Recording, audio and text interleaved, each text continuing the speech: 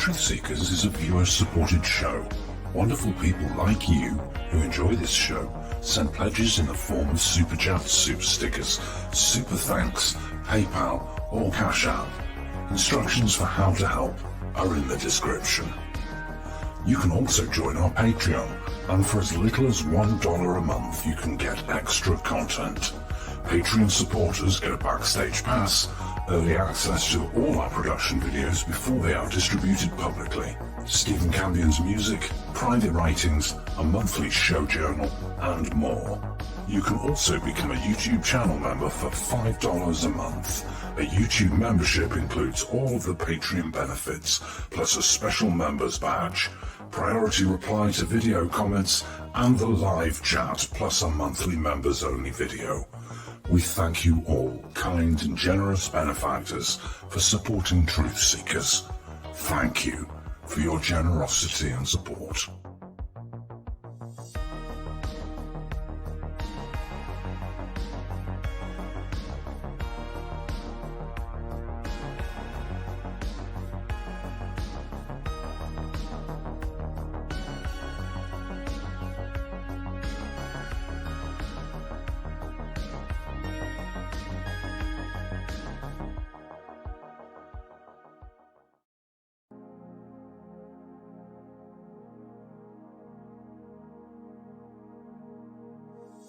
Truthseekers is a viewer-supported show. Now there's a great way to support these broadcasts and show your support. Please be sure and check out our merchandise store. Links to our 2 merchandise online stores are in the links to this video or podcast. The Amazon storefront ships super quickly in the United States, Great Britain, and many more places. Amazon may not ship to your country or location. If that's the case, hit our second merchandise link in the description and visit our Redbubble storefront. Merchandise from our Redbubble storefront ships worldwide, but may take longer than Amazon. We've got a great deal of super high quality merchandise for you to choose from, including t-shirts, phone cases, sweatshirts, and even pillows. The feedback from our products have been overwhelmingly great. Quality products and fast shipping. People all over the world are buying some merchandise and showing their support of the show. Praise the cash! Praise the cash! Praise the cash! We thank you all, kind and generous benefactors who are buying some merchandise and helping us to continue this journey.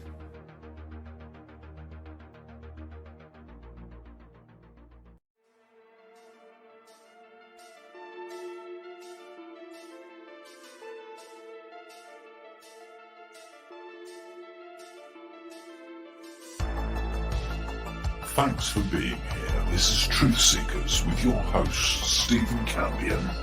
Please rate, like and comment on our videos or podcasts. If you are listening to an audio podcast, please rate us 5 stars to help us rise in the search rankings. If you are watching on YouTube, please like, comment and subscribe to our channel.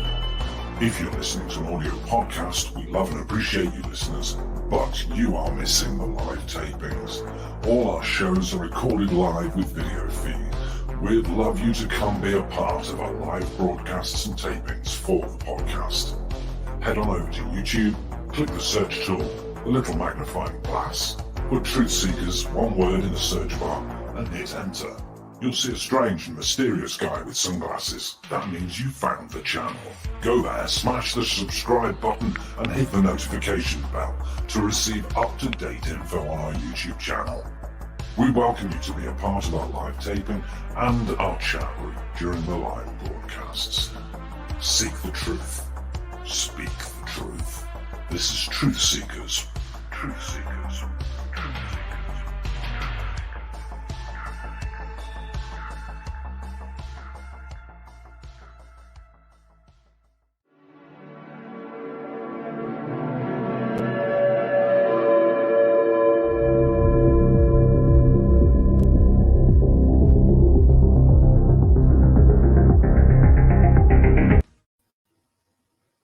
Greetings and salutations, old friends and hopefully some new friends. Welcome back. Tonight on our show, we're going to be exploring kind of a really fringe topic, and that is Stargates. Fact or fiction? I, of course, have my own opinion, but lately a few people have been asking me to cover, uh, especially a very popular conspiracy theory. And that conspiracy theory pretty much states that the Iraq War was not over oil or weapons of mass destruction. It was the United States government wanting to get control of ancient stargates that happened to be in Iraq, of all places, which, uh, for those people who know history, Sumeria is in the region of Iraq. Uh, and ancient Sumerian is the oldest known civilization. So that belief sort of that there are ancient stargates built by the Sumerians or the Anunnaki, and the ruins of which, or working ones, are actually in Iraq, of all places. I have my own opinion of stargates, having first, I suppose, been exposed to the idea of stargates the same way everyone else was from the, I believe it was 1994 movie titled Stargate. I gotta say, I did like that movie. Didn't like the television shows. Those got real hokey really fast. They were sort of like, I wouldn't even call them B science fiction. It was really low budget and yeah, not a fan of the television show. None of them. There have been SG-1 and another one. I just could never get past seeing MacGyver as a space hero. I couldn't do it. Couldn't sign up for it. So recently, one of our viewers has been sending me material, convinced that there's stargates in Iraq. And they sent me a lot of, I gotta say, like compelling and interesting information. But some of the sources are very vague, and the proof of any of the claims that are being made and the materials I'm being sent are pretty sparse, but yet still interesting if you are interested in things like, I don't know, aliens, space travel, ancient history. These things have a way of weaving these different things together in a pleasing narrative that people like to believe. But we here try at least to get to the truth of these things. Is there actual evidence that there is stargates either working or in a state of decay and disrepair, ancient stargates in Iraq or anywhere else? I have heard claims that there are stargates in Antarctica, in Florida, off the coast of Florida, because that is supposedly one of the famed locations of Atlantis. I've heard about a stargate in Russia, and of course, Egypt, the pyramids. There's got to be stargates there, right? Ancient Turkey, and most notably, though, I hear they are in Iraq, or the site of ancient Sumeria. This is an interesting subject to me because there's a lot of things to digest about these things. I thought we would start. I found well, I didn't find it. One of our viewers found an excellent source about these supposed stargates in Iraq, and it's from a YouTube channel called Mysterious Middle East. And I gotta say, I highly recommend that channel. I checked out more than just the video we're going to be sharing and discussing tonight. And they have some interesting, all kinds of mysteries about the Middle East. And isn't the Middle East like, like Asia, just a mysterious and strange place to an outsider looking in, with strange customs and strange historical happenings and strange philosophies, maybe to a Western mind? Yeah, so I would highly recommend this person's channel. We're going to cite fair use, and we're going to be discussing, and I suppose we're going to be discussing and critiquing the contents of this video, and just discussing the evidence that this video presents, And we're using this video as an educational tool, and therefore this is definitely covered under fair use. We're educating the public about stargates in Iraq, and this video is about stargates in Iraq. So this is fair use. Let's get into it, friends. Okay, and this video is called The History of Iraq's Stargates and the Creator of All Demons, and it's attributed to the YouTube channel Mysterious Middle East. Again, fair use. We're going to be stopping this every so often to comment and using it to educate the public. This is fair use. Okay, friends, I got this queued up. Let's get into it. I found this whole video very interesting, but I clipped off the first minute or so. I don't know if we're going to play through the whole thing, but maybe at least half of this. It's a 12-minute video. Some of the information presented here, I got to say, it's like music to my ears. It sounds great, but I'm not so sure about the evidentiary support of the claims being made in the video. But they do. This video was very fair because he mentioned critical parts. The critics and skeptics have a reason to be skeptical due to some of the use of language, like using the term Stargate, which basically originated in science fiction. But I think it's a very fair video. Let's get into it, friends. The creator of monsters. Who or what is the evil fictional deity known as Tiamat? Historians and archaeologists agree that she not only played an important role in the creation myth of ancient Mesopotamia, but she is also central to it. It's interesting to note that I grew up Christian or Catholic, and to Christians or Catholic, Tiamat is a false god or a demoness, a female demon, depending on which priest you ask. Growing up, basically the old gods of older religions than Christianity became the demons or the devils.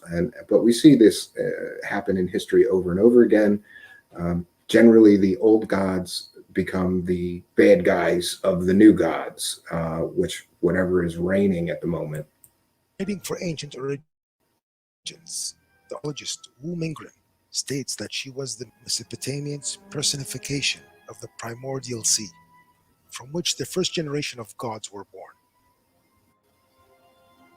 Although obviously not a real god, what she represented to the ancient Iraqis goes way beyond the creation of gods, but also the creation of monsters. And by that, we mean all of them. Yeah, so she is typically the creator of demons and monsters, besides being the creator of the first gods.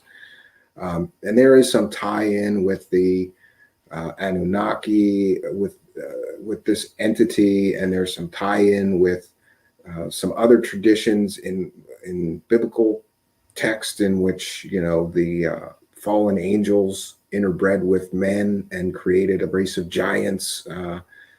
It's very similar stories, which always makes me think that these are just retellings of the same legends.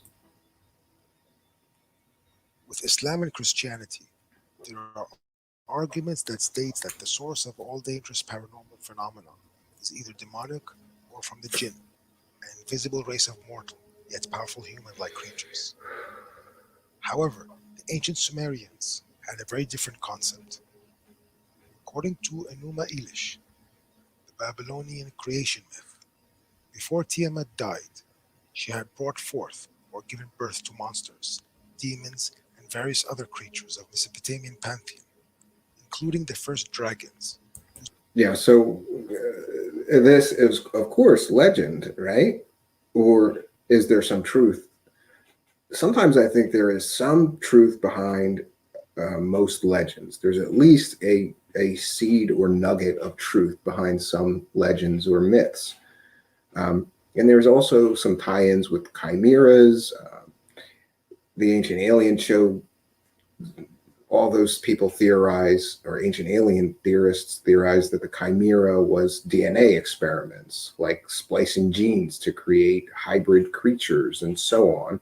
And this entity is tied into that in some storytellers' stories. Whose bodies she filled with poison instead of blood. Could this be the reason so many anomalous events taking place in and around the northern part of the Gulf? From the harmless and benign to the terrifying and probably life-threatening, the rare but occasional news reports from local media that speaks of these paranormal instances are intriguing. Yeah, and the jinn are another interesting part to this because that's basically, in Islamic tradition, something like a demon, but not quite a demon. A seemingly magical tree in the middle of the Bahraini desert refuses to die, to mysterious fires and strange human-animal hybrids haunting the residents of Kuwait, to even the sightings of giants in neighboring South Asia's Afghanistan. Yes, and that's a whole other story that we could get into. People that were in the Afghanistan war claimed that there were giants. And there's more than one report of that. Just another strange side note to this mysterious Middle East. So what could be the cause of them all in Iraq? An actual Einstein-Rosen bridge, or in other words, a Stargate. In her 2006 article, Stargate, the Sumerian Threat, Elizabeth Veg states that the Enuma Elish creation myth was allegorical. Like other theorists, both mainstream and fringe, the consensus is that the Sumerian gods and their tales are mostly written in a metaphorical format, where they are either entirely fictional or based on real historical events, places, and individuals, but expressed in a highly stylized prose. Yeah, it's like I've been saying this repeating narrative. I'm not probably not the only one that thinks that there may be some nugget of truth to these ancient traditions, these ancient stories, these ancient legends and myths. Within the Enuma Elish, where Tiamat gave birth to gods and monsters, Veg states that the process of her giving birth could be a euphemism for the term arrival. Thus, those gods and monsters arrived from somewhere else, somewhere far above, and where and maybe still are, being deposited here on Earth. As above, so below. So, in other words, Tiamat herself was never a real person or entity, but instead a transportation device, like a Stargate. Yeah, and so here is the tie-in that this ancient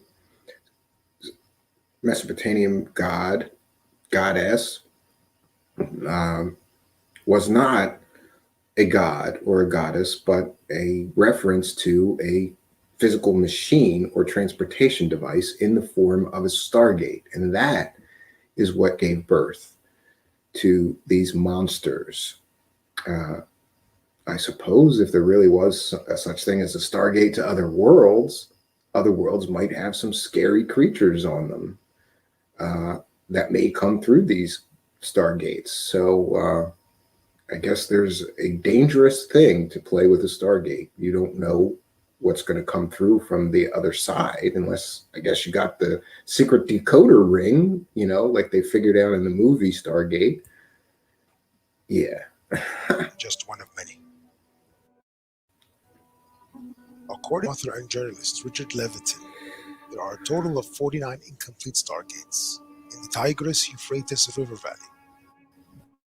Although his sources of information are extremely vague and highly questionable, his research does coincide with the theories of Elizabeth Veg. There's at least one important Stargate within the Euphrates under the ruins and remain of the Mesopotamian city of Eridu. Yeah, and I just wanted to stop it here to say, it's easy to say that according to an independent journalist, there's, what did he say, 49 Stargates. I'd like to see the evidence, though, if you're going to state that as if it's fact. And, the source that you cite kind of matters.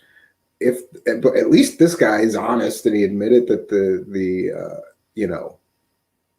sources were vague and, but then he goes and doubles back and says, but his research coincides with another researcher with no proof. So we've got two researchers with scant evidence telling us virtually the same story or similar stories about these stargates in Iraq. I'm left unconvinced so far. More, Levitin writes in his book Stars on the Earth that the Euphrates served as a construction hub, and that area is like an assembly shop. He states was that Stargate's parts were brought there and assembled prior to being relocated to other parts of the planet. Well, that's an interesting theory. Okay, so there was some sort of Stargate manufacturing facility where I suppose was it aliens brought the parts? He didn't really specify who gave us the Stargate parts, but that's an interesting theory. But again, is there evidence of this? Is there physical evidence of this? Scientific evidence? Archaeological evidence of this? Technological evidence of this? In an earlier episode, we theorized that Haitian is Göbekli Tepe in Turkey, while others talk about stargates existing in places as far-flung and diverse as India and the Gobi Desert to Egypt and parts of Latin America. Yeah, I'm sure that all the pyramid sites have been mentioned as possible places with stargates. And here we're going to see a quick clip from the movie Stargate, which I remember so well as being a pretty good movie. And I guess it's sort of tied in all of this ancient aliens in ancient Egypt. So like a lot of good science fiction, they mix in some historical significance to make it even more appealing and more believable, I suppose.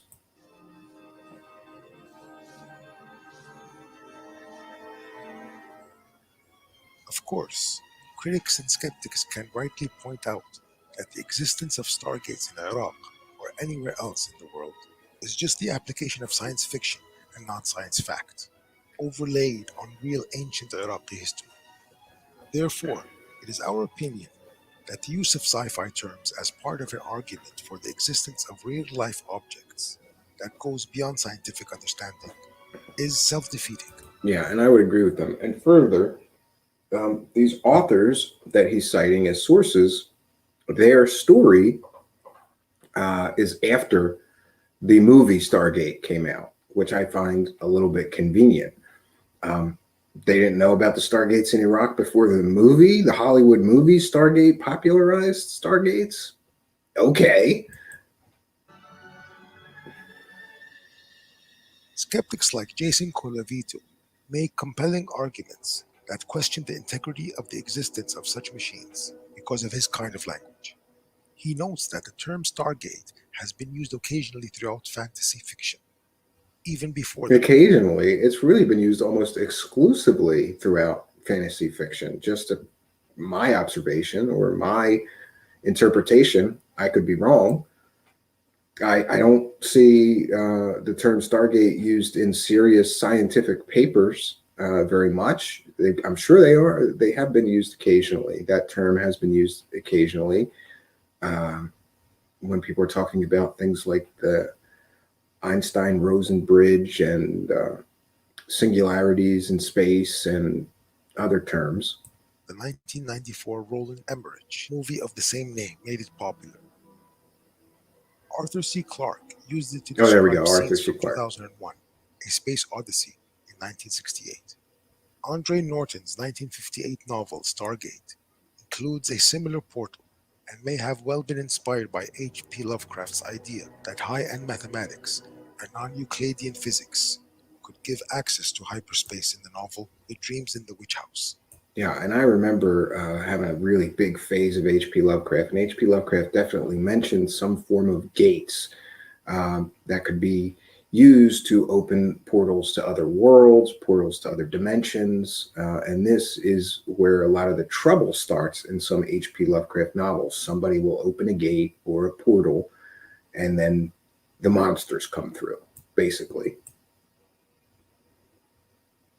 Yet, because this kind of technology is ever present in modern entertainment, that does not mean it does not exist. While the theories put out by theorist researchers, such as Veg and Levitin, is highly speculative at best, there is no smoke without fire. As we have shown in previous episodes, it seems very likely that our ancient ancestors were more technologically advanced than mainstream science makes them out to be. Yeah, and we hear this argument time and time again that there was maybe another age of technology, and then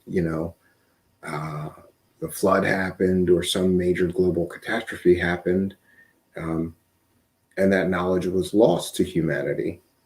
Um, it's a compelling argument. And if you look for that evidence of that, you just may find it. But I find that most people sort of already made up their mind, and then they just go looking for evidence that will support their arguments rather than the other way around. But at least this gentleman is being honest about the scant evidence, and presenting part of the skeptic side, which is admirable. Most of the woo salesmen that are going to sell you stories of stargates are not going to do that and acknowledge the problems with these, I would call these theories, more than anything. Be that with or without interest. Conclusion that stargates are real attention on the world's most device. Hold on, friends.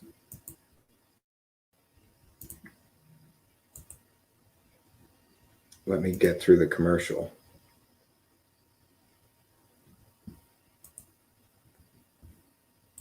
Okay. Well, friends, let's share this again. I'm again going to cite fair use. We're educating the public. This is fair use. We're stopping this video every so often to critique and discuss. This is fair use. We're educating the public about Iraq's Stargate and citing fair use while using this video in our presentation. So fair use. There we go. Like the 49 other devices allegedly scattered across the country, this one is rumored to be nearly fully functional and operational. So they've got, apparently the story is that there's 50 of these Stargates in various levels of disrepair, but there is one that is functional. The Green Zone was a heavily guarded diplomatic government area of closed-off streets in central Baghdad, where U.S. occupation authorities used to live and work.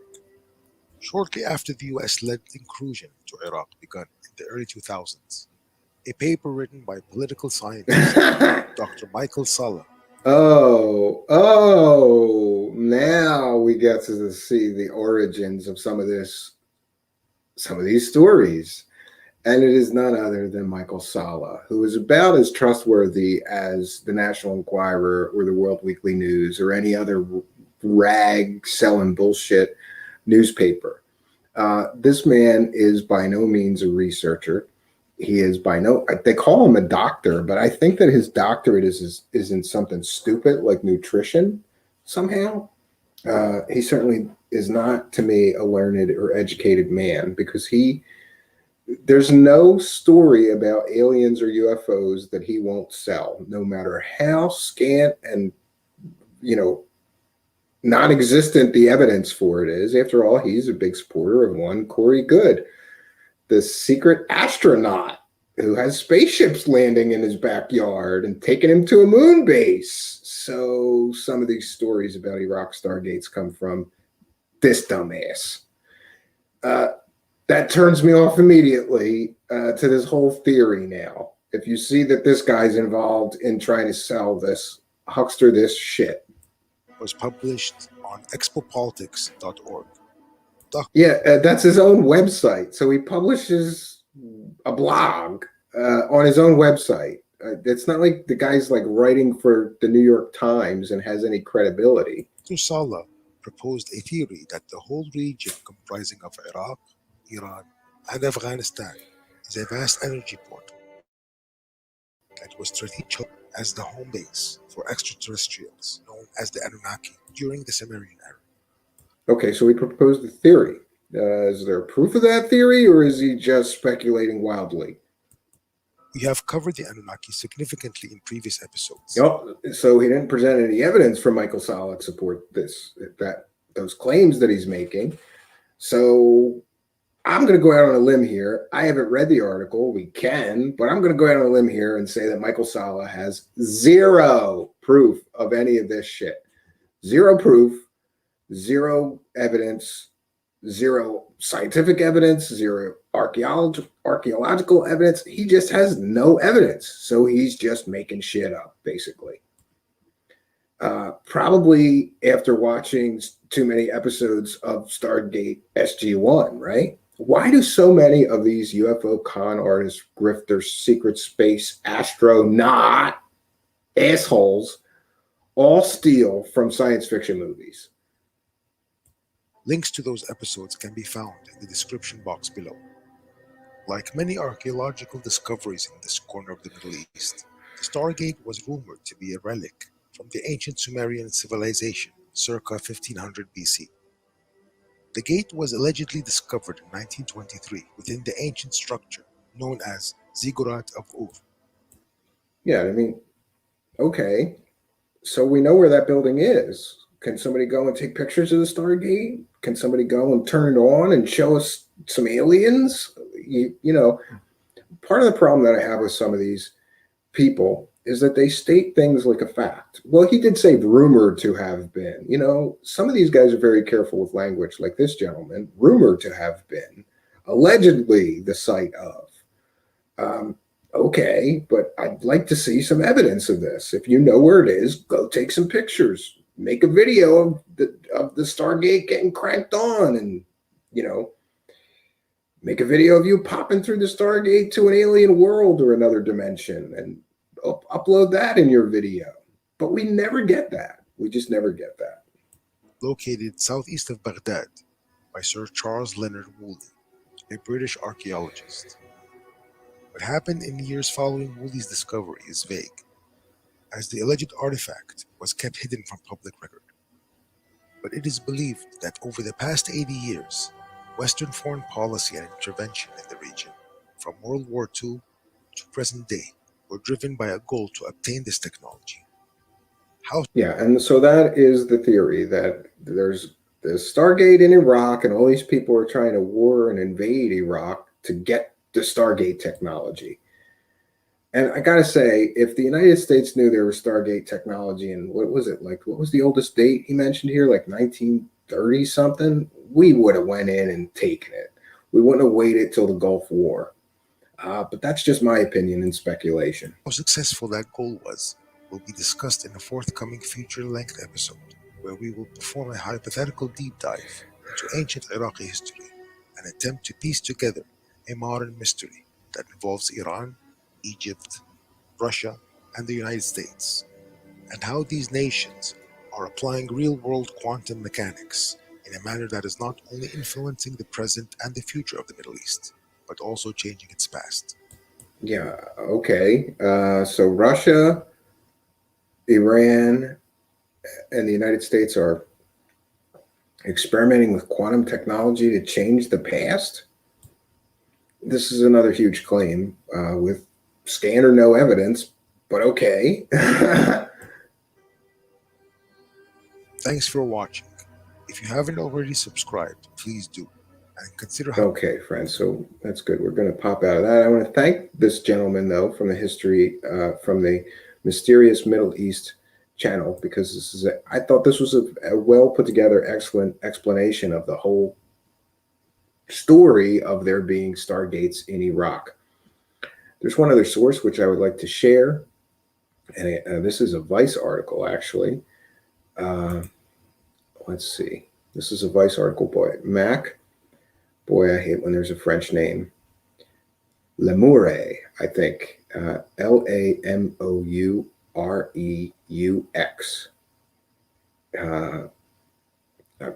I'm apologizing to this person if I'm mispronouncing that.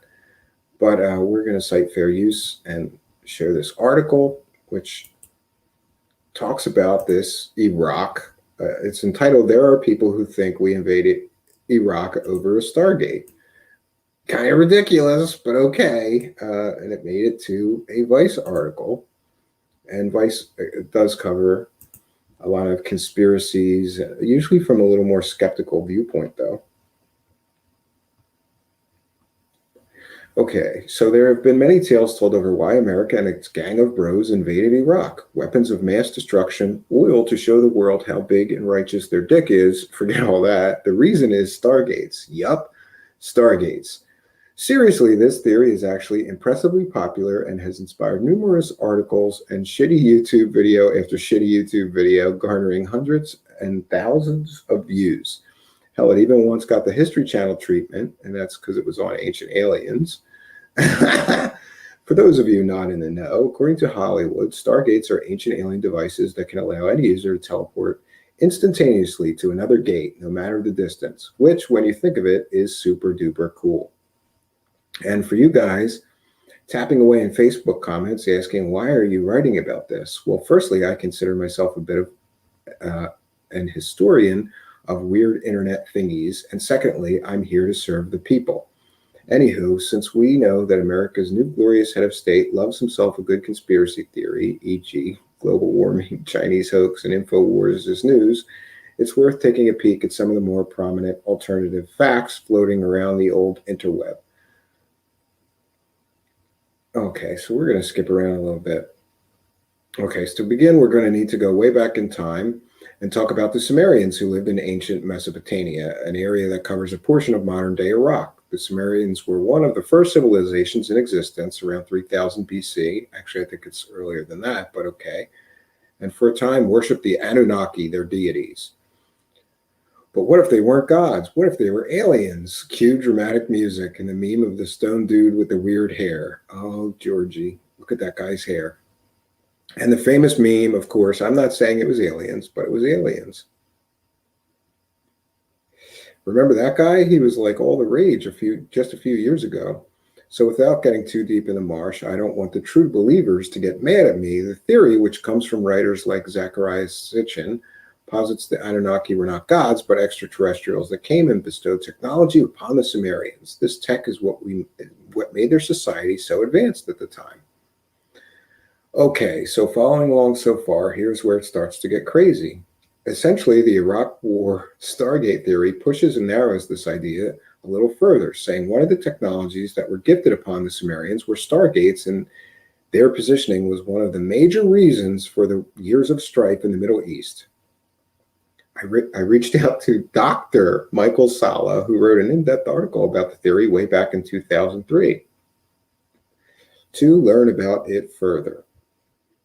Okay, before we get to, it's kind of like an instantaneous space-time means of travel where people are instantaneously teleported from one area to another, said Sala. Yep, super cool. So the Stargate is apparently found near Nasirah. Nasiriyah, a city about 370 kilometers southeast of Baghdad in the ancient city of Ur. Within that city is the Great Ziggurat, a massive temple which had a, you guessed it, Stargate.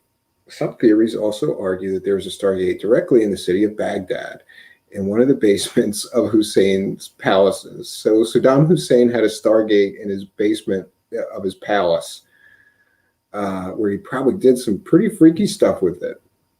While the location and number of the Stargates are in dispute, one thing all theorists do agree on is that the Iraq War isn't the first time that a foreign power showed interest in what sounds like a super sweet Indiana Jones fanfic. The Nazis were fighting the British World War II over control of the Stargate. Fast forward several decades to some theorists of the 80s, Saddam started doing restoration to the temple, worrying the world. Oddly, theories don't really mention the First Iraq War, but after years of work, Hussein was either able to get the Stargate working or learn something important from it, and Big Daddy America got concerned. The Bush administration recognized that Hussein had some very, very valuable, relevant information concerning the ancient history of the planet, said Sala. Either technology or text basically confirming, and he was going to release it to the general public. I think that was part of the reason why the Bush administration went into Iraq, to stop Hussein from revealing this information and also to get control of it themselves. Sala went on to tell me, well, he wasn't the first person to write about the theory. He was the first to write in 2003 an in-depth article regarding it. Since that time, he said, numerous people have worked to further the idea, and many whistleblowers have come forward that have corroborated the theory. Where are their names, addresses, phone numbers? Come on, Michael Sala, you asshole. There's no whistleblowers. You made this shit up. That's my theory. That's my speculation, and I'm free to make it based on the fact that you're fucking stupid enough to believe Corey Good is also a whistleblower. You dumbass. Oh man, the bullshit is so thick in this. You need waders, friends, to get. I need waders to get through this. Essentially, more and more people are coming forward saying that they have been involved in these classified programs where these technologies are used quite regularly and they are found all over the planet. Iraq is just one place they're found, said Saleh. So, the major originator of this whole conspiracy theory is Michael Saleh, a dumbass. Okay. They are also located in places like Iran and Syria, which is why there is a push for Americans to go into Iran and intervene in the Syrian civil war. All this is very significant in what drives international conflict. Yeah. What's driving international conflict, according to Michael Saleh, is Stargates, not anything else, not, politics, religion, resources, oil. No, it's not any of those things. It's over Stargates. As for why the everyday person doesn't know about this, well, the government is super good at keeping mum, don't you know? According to Saleh, anyone looking into it is either discredited by character assassination or just straight up told to keep quiet. Any congressman who wants to investigate this topic, if they take the steps to actually investigate it, they are quietly approached and given the old carrot and stick treatment. And most congressmen accept the carrot and are basically promoted. Okay, can I talk to some of those congressmen or senators that you say that he's making all these statements as if they're facts. And he doesn't have any facts. He doesn't have any evidence of any of this shit that he's talking about. Because Michael Saleh is a dumbass that just makes shit up. There is hope. The websites covering these theories are just a click away from InfoWars, and it's not too hard to imagine President Trump having one of his sleek and smooth underlings read it out to him for switching on ancient aliens. Like, imagine him sitting there in his gold throne, leaning forward like a hungry baby bird with ancient aliens reflecting in his eye, nodding gravely along. It's easy to see, right? So maybe Trump's recent comments about how the U.S. should have stolen Iraq's oil and his statement of maybe we'll have another chance are actually about that sweet, sweet teleportation tech. Maybe President Trump will finally be the American leader to curl his tiny, tiny fingers around the Stargate and know the true powers of the universe. Yeah, so having heard, friends, as soon as I heard that Michael Saleh was a major proponent of this story, it led me down a very easy path to get to, because nothing that Michael Saleh ever talks about is accurate or true or factual. He strings together different bullshit stories into some kind of, he thinks, a cohesive narrative, but everything on every post this guy has ever written, and people send me posts from him constantly. If people know that you're into aliens or secret space programs or whatever, UFOs, this guy writes a lot of crap. So people will send me shit that he writes, and I look at it and go, how fucking stupid is anybody to believe any of this stuff? Now, I have to say, in fairness, that Michael Saleh is not the only person that's pushing this theory or conspiracy story. There are others, including at least a few people that are into mysteries of the Middle East, and a few authors that are writing about this in books. But again, I think that the evidence for any of this is very scant. I would like somebody to show me more evidence of any of these theories being factually correct or having some scientific basis, archaeological evidence basis. And no one so far, friends, has been able to give me that. So we titled the show Stargates, Fact or Fiction. I guess we should have titled it Iraqi Stargates, Fact or Fiction. And so far, I'm going to say fiction, just like the science fiction movie and television show Stargate. It came from fiction, and until these people that are pushing these stories provide some evidence, to me, these are going to remain a form of fiction. Now, I got to say, I would love to live in a world where I could hop through Stargate and go to visit an alien planet or another dimension. That would be a much cooler world than we actually live in. But so far, nobody's given me a ticket, a golden ticket to go through a Stargate. And I doubt anyone ever will, you know? And that's where I'm at with this one. A viewer really wanted me to cover this and see what I thought about it. So this one's for her, and she knows who she is. I did my best, but I just can't. I cannot believe in this conspiracy theory based on the amount of the total, complete and total lack of any factual or scientific or archaeological evidence. We're going to have to call this one fiction. And with that, friends, I will turn my complete and total attention now to the live chat. Okay. Some shout outs. Robin Eaglesong is here. Robin Eaglesong, I forgot to get back to you about being on your show, and I sincerely apologize. I will do that as soon as we're off air here. Shout out to Lee Veltman. Shout out to Charles Unleashed. Shout out to Solar Marshall. Shout out to Out of Mind is here. Shout out to Carol Utley. I think I said Lee Veltman. Let's see who else is here. Jonaside. Shout out to Jonaside. So talk to me, friends. What do you think of this Stargate? Andrew Shepard Smith is here. Says, hi, everyone.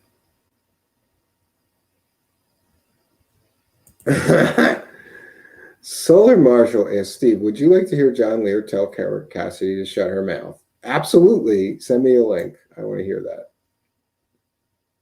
Oh, Kel Truth. Kel Truth is here. Shout out to Kel Truth. Can never get here on time. I know, you really need a watch or something. You know what it is? You're a woman, you've got to be fashionably late. So everybody, you know, is already here and notices your grand arrival, I think. Sorry, Marshall says it's so funny. Yeah, I think John Lear can be a crackety old man sometimes, right? He's like a pissed off old man sometimes.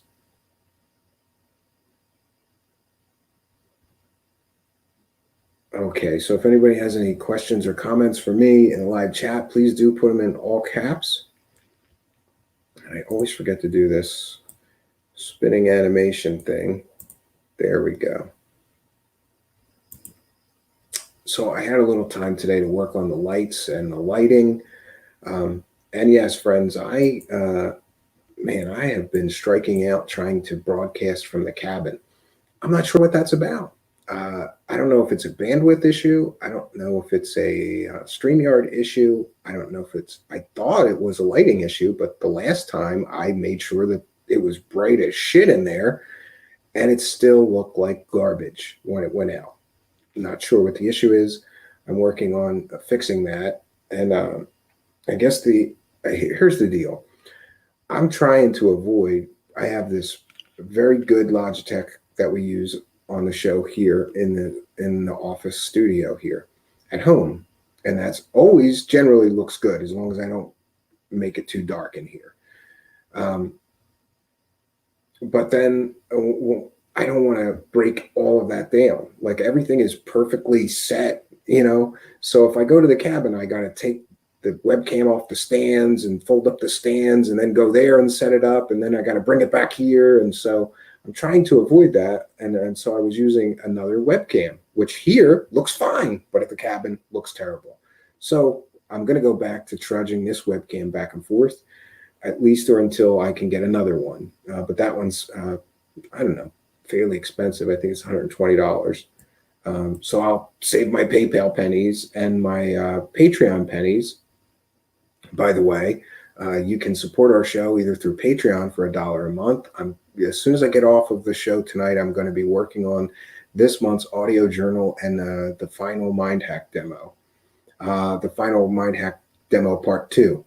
I thought we were done, and then I found more notes, so we're going to do another. Episode, really. I like mysterious Middle East. The Arab mythology is interesting. Yeah, I love Arab mythology, and I once tried to read the Quran, and I only got about a quarter of the way through. There's something about spiritual text that really can't keep my interest long enough. I've tried to read the Bhagavad Gita and the Quran and failed miserably, and I've tried both of those probably 3, 4 times each. Can't get through either of them. But a Muslim friend sent me links to sections of the Quran, that is most of the stuff about the jinn and supernatural things and demons and things like that. And I find that fascinating. Yeah, and Out of Mind is sharing their channel. That guy's got a great channel going, tons of subscribers. I think he does a really good job from what I've seen. I've watched a few of the videos on there now, and I like ancient mysteries and stuff like that. So for me, it's a good resource, good channel to find.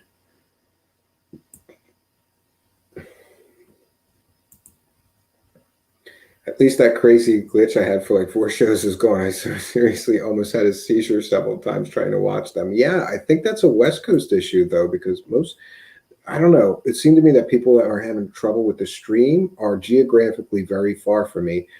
And Kel Truth, you're all the way on the West Coast and I'm all the way on the East Coast. That may have something to do with it. I'm not sure. You should read the Eddas. Or is that Eddas?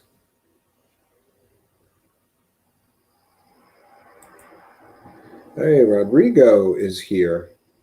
When do you think humans first started writing sci-fi and fantasy? Well, gee, I don't know. It's got to probably go back a few hundred years, right?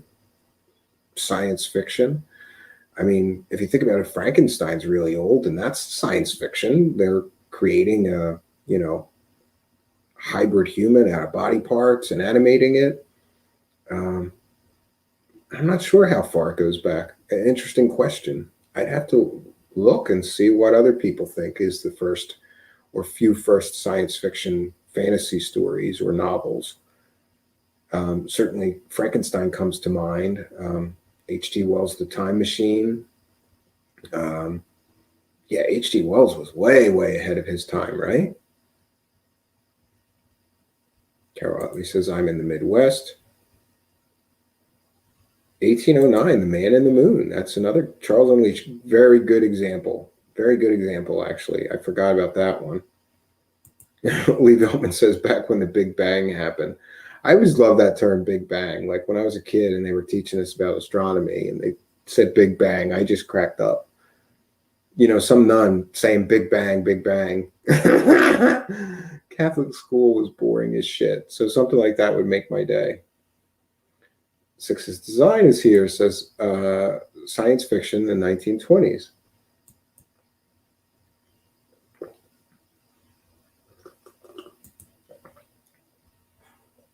The Man in the Moon was a cool British movie. Was it British? Or did somebody in Britain make the novel into a movie? Or is that something separate from the book? I thought there was the Andy Kaufman movie was called Man in the Moon, too.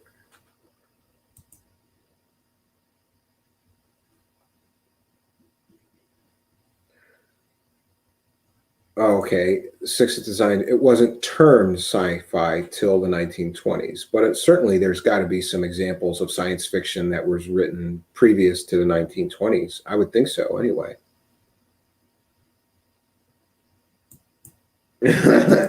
So before 1920, people didn't invent stories, only real stuff. Well, I'm sure there was fictional stories forever that were written down, but I don't know that people were using the term. I think Six's Design is right that the term for science for that art form would be popularized in the 1920s, and people would call it science fiction. But certainly, there's got to be some science fiction stories that were written before the 1920s. They just didn't call it at the time.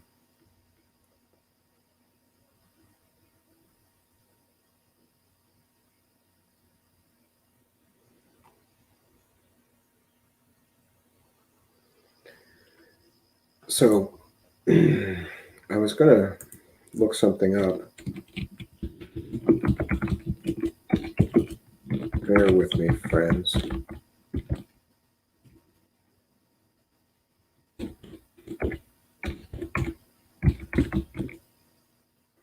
Yeah, Mary Shelley's Frankenstein was published January 1st, 1818.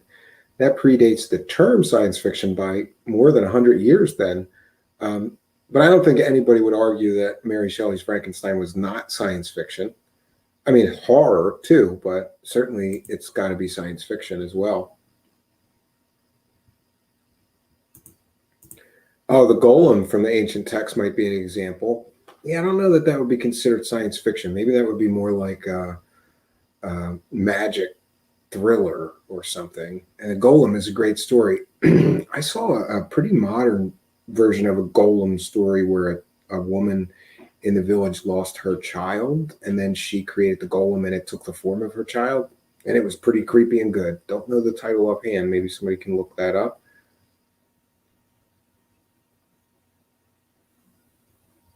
Okay, Le Voyage dans de Lune, created by Georges Méliès in 1902, is often considered to be the first science fiction film. Well, that's pretty interesting. Yeah, and it was also interesting for me to see that there was a book from the 1950s or 60s, I believe, that this gentleman mentioned that was a book titled Stargate, which had a Stargate in it. So I guess the term Stargate and the idea of Stargate certainly predates the Hollywood movie in 1994, but I'm sure that that Hollywood movie really popularized the idea of a Stargate in our modern culture now. And it's interesting that that movie tied in, of course, ancient Egypt. Yeah, so you got to weave in some. You have to weave in something, some parts of history in a good story, right? It's interesting to me that they do that. They do it pretty often too. I've noticed. In fact, you know these UFO con artist grifters certainly do it. They definitely add to their story with some historical fact. We see them cite something that happened in history, and then they add their layer of bullshit to it. It seems to me to be a very common tactic.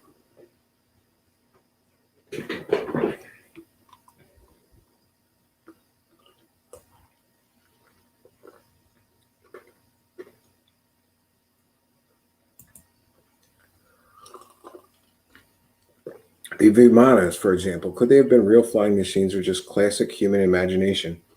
Rodrigo, there's a previous episode I did on Vimanas, and it turns out that the Vimanas that everybody cites in UFO land are from a channeled book from the 1960s, I believe, as near as I recall, and have very little to do with real ancient Vedic texts, though people always claim that they came from a Vedic text, ancient Vedic text, and they did. Those flying machines, the Vimanas, came from a channeled book from the 1960s, and people constantly say in an ancient Vedic text, and it's conflating two things.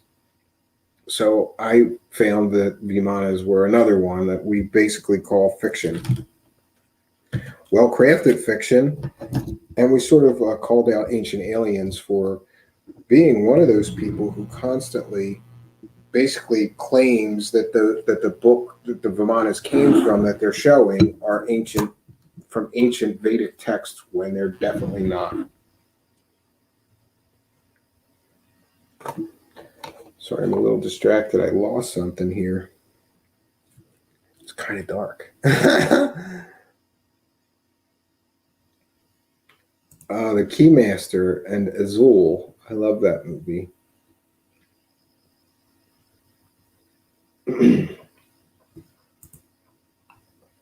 Oh, even the old Star Trek, the script was so much better than a lot of later versions of it. Yes, wasn't there a Stargate in Ghostbusters? Absolutely. It was some sort of portal to another dimension that the Zool was going to come through, as I recall, right? Wasn't it Zool?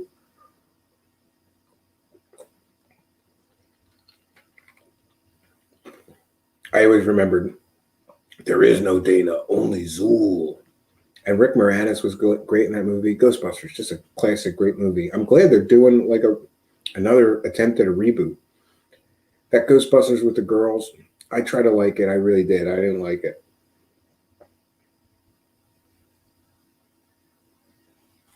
Solar Marshall. By the way, hold on for this John Lear epic tell-off video. What is it? A link? Send me the link in Facebook, and I'll share it if you want. A question is Stephen in chat. Do you want disclosure, or do you enjoy the mystery as it is? No, if it's true, absolutely I want disclosure. Absolutely. I want to hear all about it. I definitely want disclosure to happen. That would be an amazing world to live in, where we could finally have some proof of all that alien stories from years and years. And I finally found what I was looking for, folks. A lighter. Always have more than one, especially if you're in the dark here. Yeah, so I kind of I enjoy the excitement sometimes when some kind of information comes out, but then I don't enjoy the constant disappointment. Like, everybody's getting so excited about this New York Times article and claiming that it says that the government is admitting that they've recovered crashed flying saucers, and then you find out it's just one nut job, Eric Davis, that says he briefed somebody about that, but there's no actual proof of any of the shit that people, they're amplifying. They're changing what was written in the article to fit what they want, and it's just not there. Brad Gray is here. Shout out to Brad Gray. Genocide.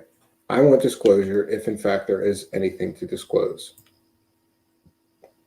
I agree. Absolutely.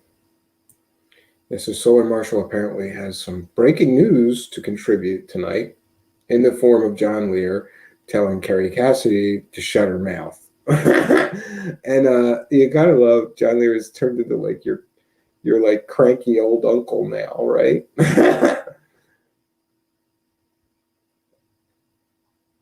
And it's interesting. I haven't really been following John Lear very much, but I know that people are saying that he's going through some really tough times, and it's interesting that nobody, George Knapp and Bob Lazar aren't helping him. I guess,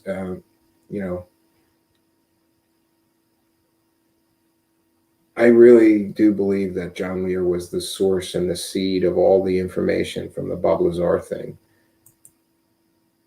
Disclosure would be great, but I also enjoy the ride and the fascination of all the wild stories. Yeah, there's no end or there's no limit to the amount of wild stories.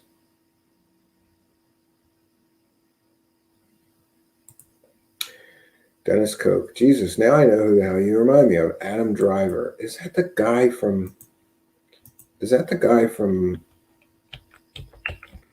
who's that? Oh, yeah, that's the guy from Star Wars. Really? I just had somebody else. Oh, it was Jean-Claude. He put up like a picture of Adam Driver next to me when I was a guest on his show. Yeah. I guess there's worse people to be compared to. He was probably one of the only things I liked about those new 3 movies. It's got to be interesting to see Darth Vader's grandson, right? And his struggle with the dark side and the light side. Didn't like how they ended the whole thing. Didn't really like those last 3 Disney movies. It's basically I watched Disney kill my favorite childhood movie series. Did anybody else think that there was like no reason to kill off the original characters in the way that they did? Was the whole thing just about money? Like, well, Harrison Ford's going to want like $60 million to do this, so we got to kill him off after 1 movie, or whatever. And boy, the Mark Hamill, the death of Luke Skywalker to me was just a ridiculous waste. And the other thing is that everybody wanted to see like these people get together again, and they didn't. And you had the actors; they all signed up to do whatever you wanted to write. So, big disappointment.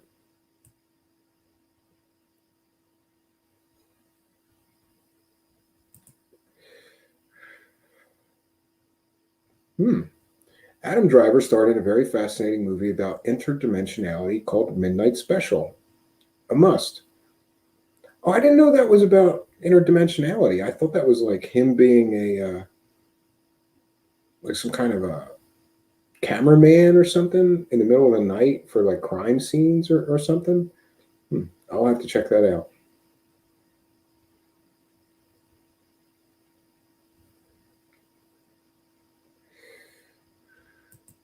A lot of them are heavy into drugs, so even if the drugs don't kill them, the insanity of the business will. Yes, Dennis Code. Luke was no longer Luke. Yeah, because they turned like the savior of the galaxy and a character of hope and into like a cranky old bitter failed man. So didn't understand that either. I wish that they had gotten the writer and director of The Mandalorian. His name escapes me now.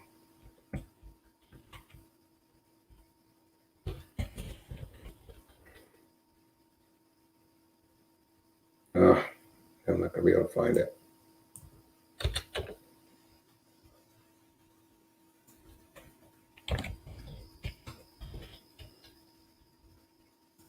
Oh, here we go.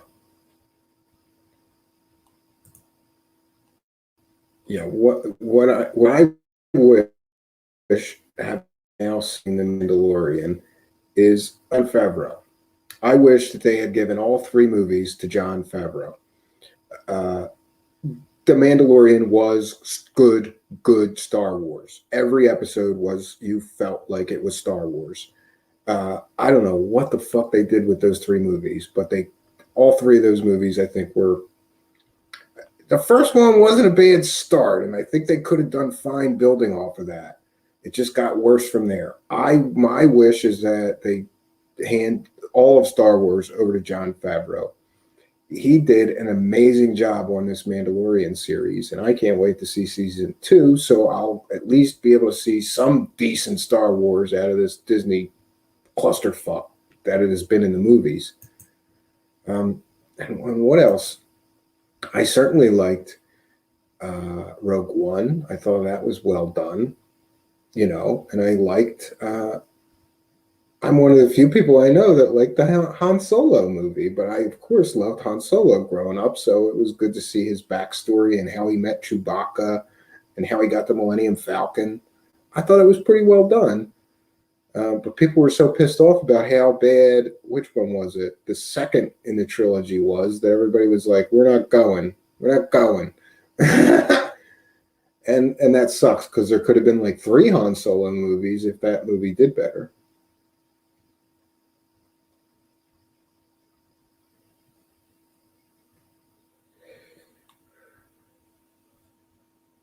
Oh, yeah. Rian Johnson, Rise director, did good in Looper with all the time travel paradoxes. I love time travel movies that address the time travel paradoxes, because it's just interesting to think about these things if you did time travel, like the grandfather paradox. For those that don't know, that's just, it's a time travel paradox. If you go back in time and kill your grandfather, will you cease to exist? These things are interesting to think about from a philosophical standpoint. Carol Utley says, I just watched Looper. I've never seen that. I'll have to put that on my list as well.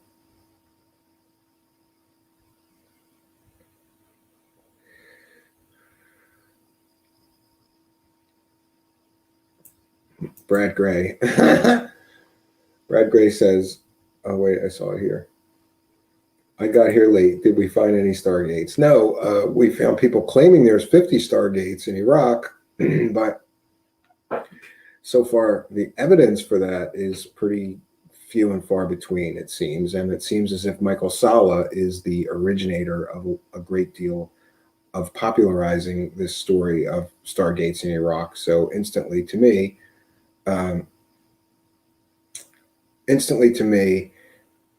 this whole conspiracy theory has no value if Michael Salla is one of the guys that is heavily pushing it or popularizing it, because his so-called research is a fucking joke, and his ridiculous claims are just that, ridiculous claims. He never provides proof of any of the shit that he talks about. He just strings together nonsense and fake sources. like a lot of UFO hucksters. Six Design says, yeah, Steven showed us the Stargate he has in his backyard. Six Design, shut the fuck up. The men in black are going to come and take it.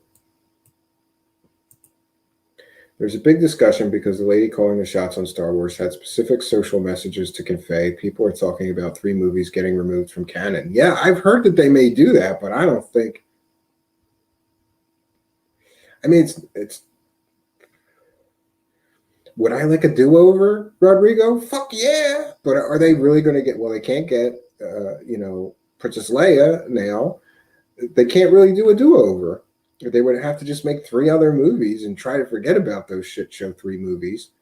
I thought the last one was really, really like. I think they tried at least to do some fan service in that, like finally giving Chewbacca his medal and bringing back Lando Calrissian, and then to bring back the Emperor. To bring back the Emperor makes Return of the Jedi absolutely meaningless. And yeah, but then I try to keep things in perspective though, because I'm such a huge Star Wars fan, and then I realized like it's a movie for children about space wizards, right? So I can't get this upset over science fiction movies. I can't get this upset about movies that were essentially about space wizards and space battles, But people were pissed at those movies, and a lot of Star Wars fans want them to remove them from canon. But I don't even know, how would they do that? Would they just say that was like a dream, and bring back one of the characters from the movie so that they could somehow bridge the gap? I don't know how they would do that. Sixth Design, if someone actually had a real Stargate, how many wouldn't notice? I mean, where are you going to hide it? How are you going to hide the huge magnetic field from detection? Yeah, I guess it would make gravity waves or some other detectable radiation or something, right? It couldn't just, I don't know how a Stargate works, but it may be radiation. It may be, I don't know, for all we know, the Large Hadron Collider is a Stargate. How do we know it's not, right? They got this huge complex buried underground. We don't know what they're doing with that thing.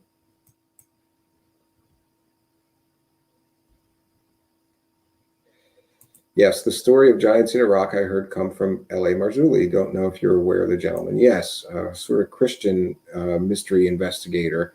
He kind of goes from a Christian perspective, but I like him actually. I've listened to a bunch of his shows on those Peruvian skulls and a few other subjects, the Anunnaki that he was covering.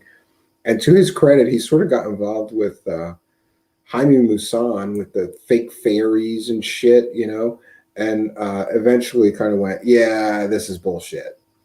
And at least to his credit, he didn't double down when it was revealed that he was like helping Jaime Maussan push a hoax.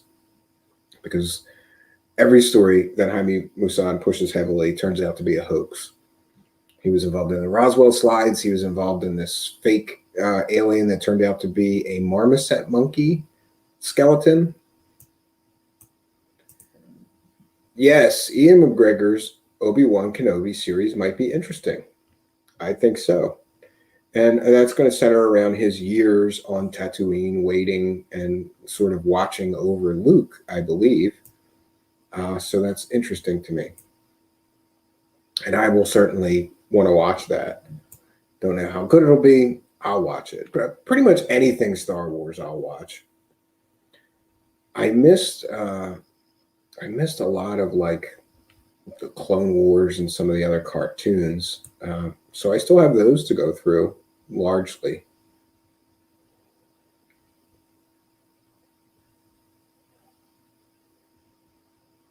Dennis Coach, doesn't everyone make a mistake at least once? Dolan with that mummy, for example. Yeah, everybody. I'll give everybody one, but if they double down like Dolan has, now Dolan's on to Bob Lazar is real. Let's see, remote viewing is real, and the Wilson documents are real. Ufology would be so much better if trillion hoaxers stopped pushing BS. That ain't going to happen, though. No. All right, Solar Marshall with some breaking information to share about John Lear telling Kerry Cassidy to shut up or shut her mouth, was it? I don't know. Send me the link. Otherwise, we're going to wrap things up here soon, Solar Marshal. So we can share it. We can talk about it.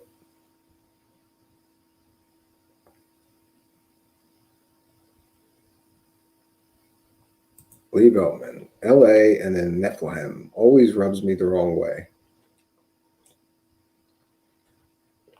Well, I think those not the Peruvian mummies, I think those elongated skulls are sure interesting because some of them look like that's not cranial deformation. And it looks like some of them don't have the same sutures as a regular human. And there's really some fascinating, like somebody did some graphics of what those people look like in real life. It's pretty interesting. We'll probably do a show on those.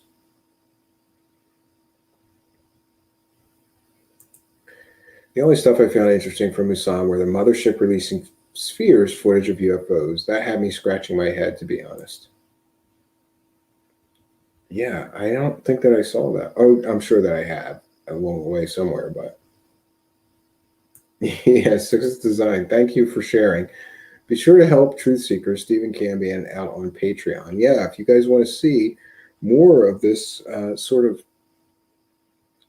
more of this subject matter,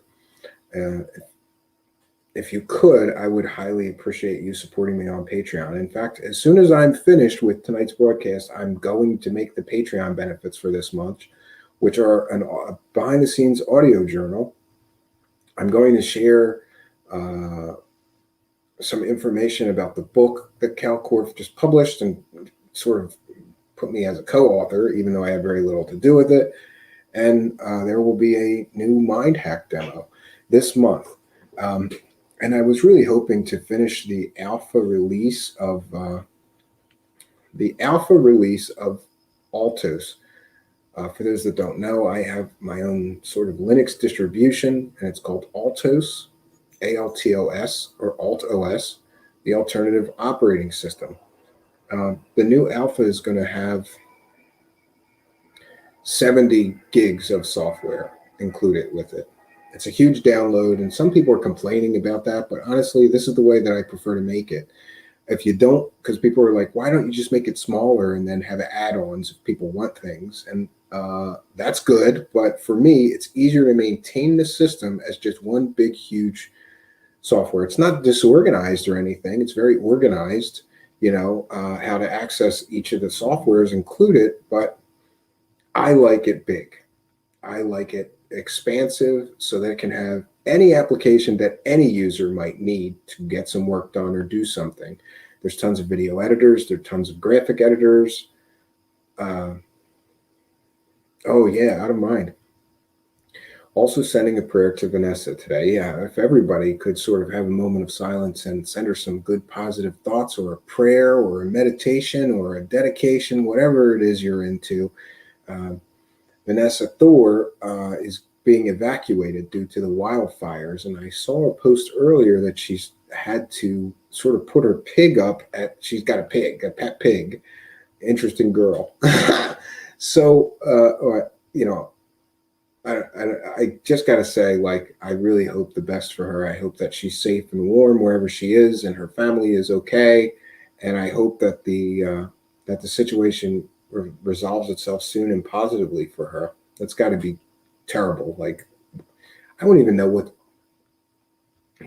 to take with me, because the fire could really endanger your home if they're evacuating you.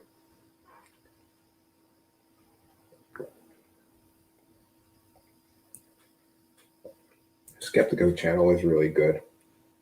I've seen that. Goddess of Thunder. Yeah, everybody pray to the Goddess of Thunder. She needs rain. Stranger Things had some hilarious featurettes, including starring Musan. I didn't know. Listen, I tried to start Stranger Things. I got about 20 minutes into it, and I don't know. I just fell asleep or something. And then the next time I tried to do it, I fell asleep again, a little further in. I couldn't get through the first episode. So I was kind of like, and I know that series starts slow and it's supposed to get really, really good later. I'm going to try again, I guess.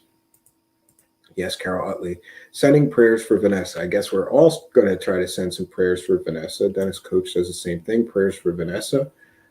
Yeah, I really wish her the best. I hope everything works out for her. I know she's not here tonight, which may mean she's still in the middle of moving things or you know, attending to her family and things. We wish you the best, Vanessa.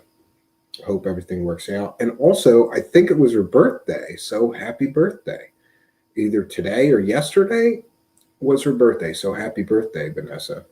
Boy, that's not something you want for your birthday to get evacuated.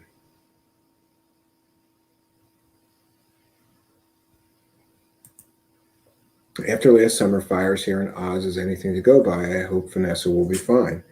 Yeah, let's hope so, friends. Let's all think of her for a moment and send some positive thoughts and prayers.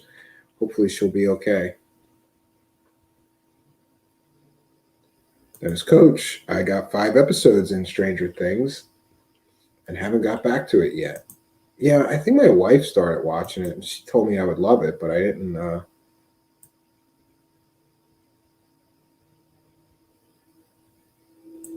Yeah, she told me I would like it, but I haven't gotten to it myself.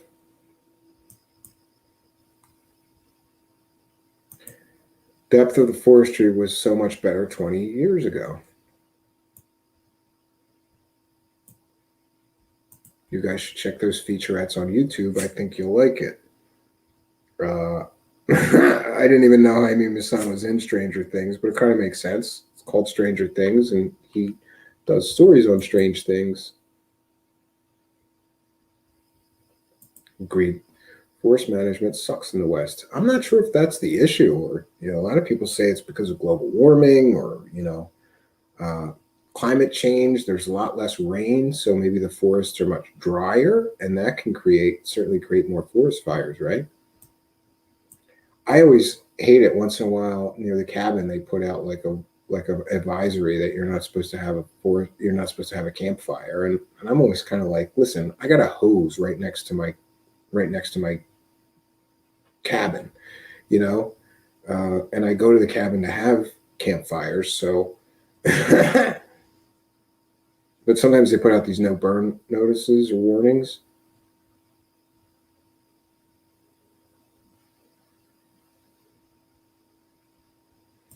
Dennis Coach, do you mind if I ask how much brush you are going to cut back from your new home? Not much more. I have a few trees that are really, really in the way, and those got to go. And yeah, I like it woodsy there, so I want to take out as little as possible. I'm gonna trim some of the trees right around that greenhouse, though. Like, I'm gonna take some of the branches off the trees so that we get more sun in the sunroom eventually. But those trees around it are probably going to stay there. I just want to thin them out.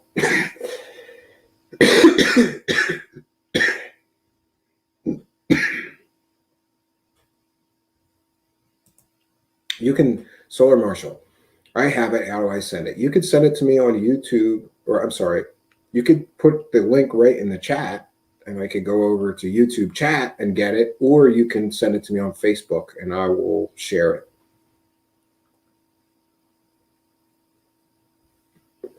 And do you have a timestamp, or is it like the whole video that you're sending me is what you want me to share?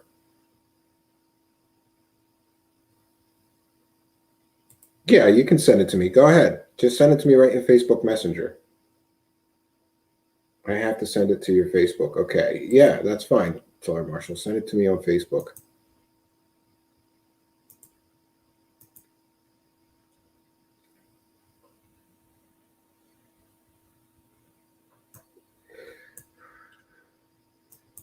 Oh, and also, just a bit of business to get out of the way. I wanted to mention that we had this Melissa Dawn on here, and I don't know, somehow at the end of that show, it somehow got into politics. And I don't want to cover politics. I don't want to get involved in the middle of a fight or a disagreement between a guest and members of the live chat who disagree with that guest's political opinions. I don't want to get into Trump versus Biden. I just don't want to do politics. So, for future reference, we're not going to do politics here. Everyone should feel welcome. And I think that when people start arguing politics, things get divisive and then people feel unwelcome. Does that make sense? Everyone's welcome here, regardless of your political beliefs or affiliations or whoever you support or don't support or think is a criminal. I personally think that all politicians are criminals, and that's how I approach politics. And I go by the number one rule of my life, which is I don't believe anything that the United States government tells me. Uh, and I kind of look at the whole, especially national elections, as a circus. And it's not my circus, but I will watch it occasionally. But I will not participate in that circus. Uh, so that's where I'm at with politics. Dennis Coach, don't do politics. Trust me on that one. Yeah, I absolutely agree. Yeah, no politics. Yeah, and I think that the disagreement stemmed from this guest asserting that Antifa was a very dangerous cult-like mentality or something like that. And somebody that's very supportive of Antifa took issue with that, and then you know, uh, like I don't want to take sides either way, but I think the issue was over who was causing the riots. Was it Antifa or was it white supremacists who want to create chaos and blame it on Antifa and BLM? And like honestly, I don't want to get into it. I abhor and do not condone violence in almost every case. I think the rioting and the lootings is ridiculous. I don't really think it serves a purpose other than to create chaos and destroy things. And I just don't want to take sides of whoever is creating the riots and the chaos is the bad actor. And I don't think arguing over who that is very productive. And we just don't. This is not a show about politics. I'm not Rush Limbaugh here, so I ask people to just leave that stuff at the door. Charles Unleashed. Kerry disabled the comment on the Lear freakout.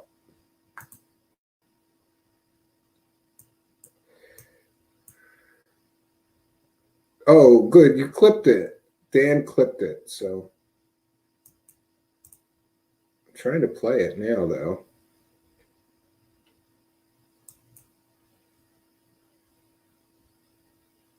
Okay, so it's a still. All right, we're gonna play this John Lear freakout, courtesy of Dan Benkert, because let's listen to what John Lear has to say to Crazy Carrie Cassidy.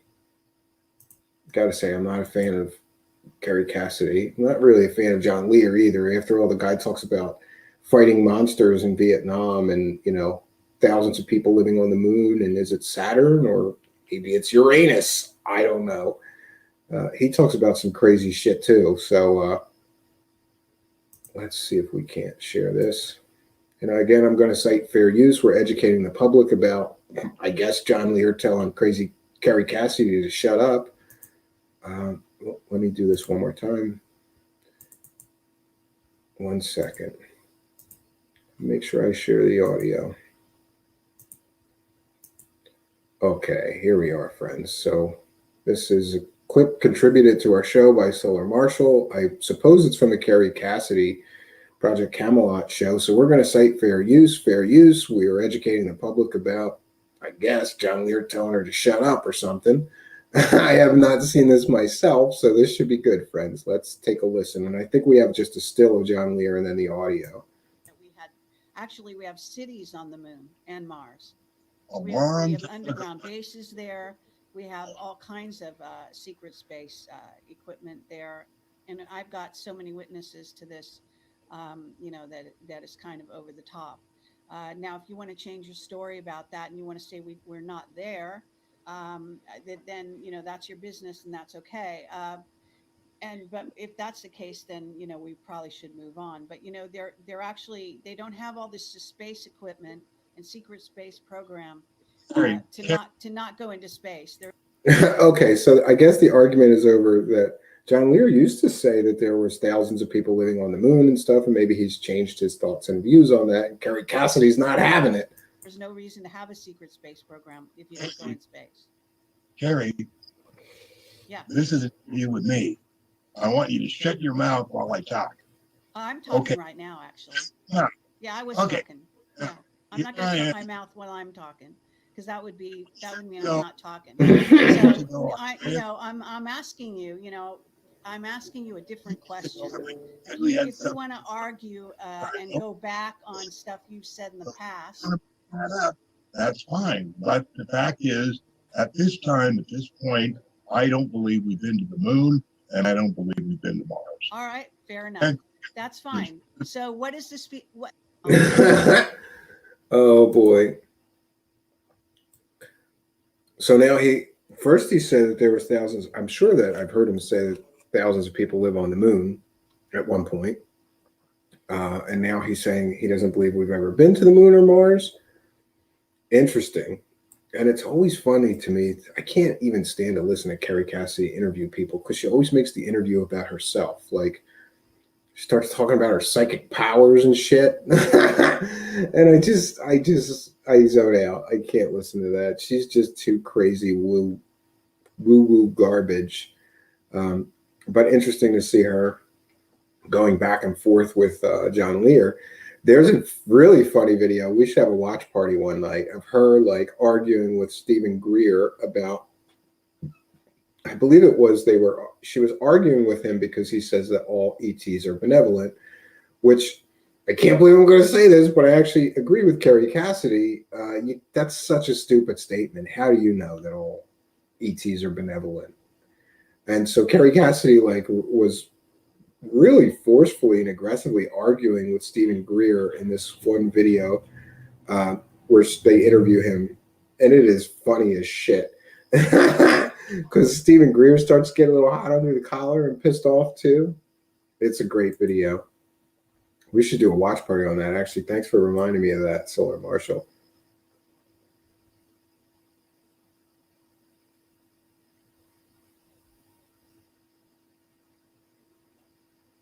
Okay. John thanked me for recording this. I put it on his YouTube page. He don't talk to her anymore. Oh, okay. I didn't know that. I would love to see her flag the video so Stephen would get the YouTube email saying it was her. No, let her try. We cited fair use. That's fair use. We're allowed to do that. She's a public figure, and that's one of her interviews, and it's of interest to my listeners and the community here. Possibly, so she has no right to stop me from that. It's interesting when people copyright or privacy strike you. It's usually, especially if you're skeptical of their views or opinions. Isn't it funny that if somebody makes a video like saying that one of these UFO hucksters is real and uses portions of their videos, they don't copyright strike them. But if somebody is a little more skeptical like me and sort of goes after them and their claims, you get a copyright strike if you use their material for educational purpose. And that says a lot about these people making all these ridiculous claims. What? Did Kerry Cassidy get thrown off of YouTube? I didn't know that. I know she got demonetized, but did she get thrown off of YouTube? Let's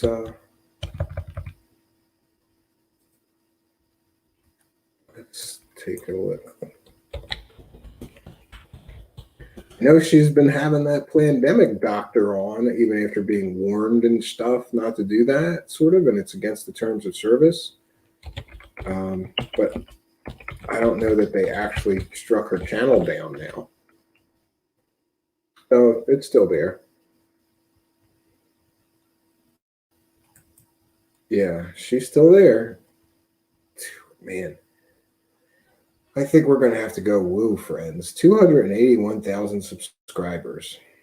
But For having that huge of a sub base, her numbers are really not in line with that.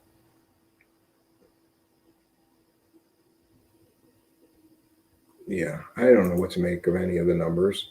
But by the way, I guess we should celebrate because we hit another milestone here with our channel. And today we hit 600 subscribers. So thank you. Please like, comment, subscribe, and share this video. We'd really benefit from a larger audience. Rodrigo, Carrie makes stuff up to bump her channel. Yeah. Kevin Moore has put a hurting on her. Yeah, I think that's where I first heard the term Crazy Carrie Cassidy, and I have to agree with him on that. Oh, there's Paranormal Hood. Is that Smoke King? Welcome, Smoke King. Or Jiggy, I'm not sure. I'm always confused of which one to use. I think that's Smoke King.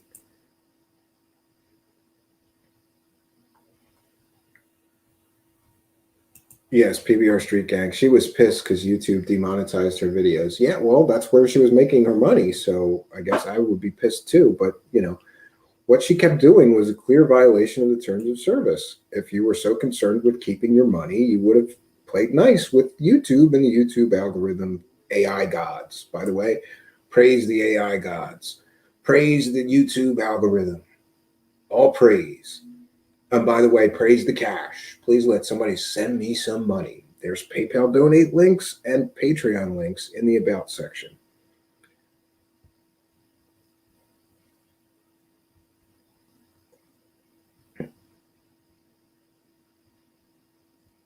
Yeah, absolutely. If you want, me and Shrat will do this show one night. Yeah, tell him that he sent me his book, and that was the best book on UFOs that I've read in 10 years. I really highly recommend Michael Schratt's latest book on UFOs because it covers little known UFO cases, some of which I never even heard of, and I've heard of most. So it was a very well researched book, well put together, and he gives these beautiful and amazing illustrations of UFOs that people have seen. It's a great book.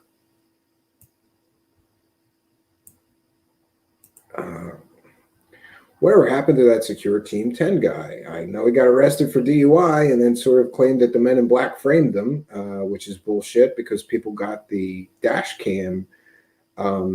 People got the dash cam videos of him getting pulled over for DUI. And I was going to cover that, but then I thought, you don't want to kick a guy when he's down. I just hope that he gets the help that he needs for his alcohol or drug related problems. I totally don't. Not a fan. He's been caught hoaxing stuff over and over and over again. And see, this is what pisses me off. Like, we work really hard at investigating these strange subjects and trying to get to the actual truth of some of them. And other people basically just make up shit. And if you look at the channels and the numbers of the people who are just out there making up shit, they are vastly, vastly larger numbers than someone like me gets. And I guess that says something about the world. People want fantasy. They don't want reality. I'm still fascinated by these subjects, though, and I think some of them are worth investigating. But when you just straight making shit up, and then the universe rewards you in the form of money or, you know, a large fan base, it kind of makes me sad.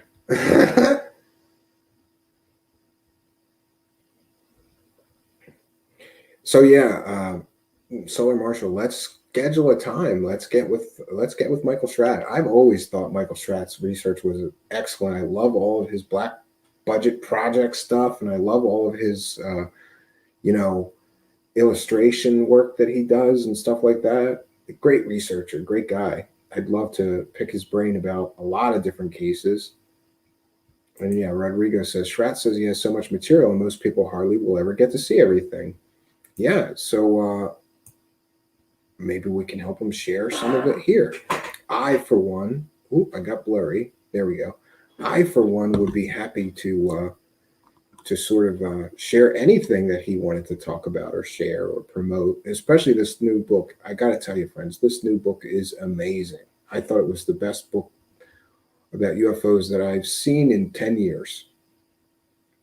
And you know what? It came to me at a time where I'm just burnt out of all these UFO stories, and then I get a good book like from him, and it sort of reignited my interest a bit.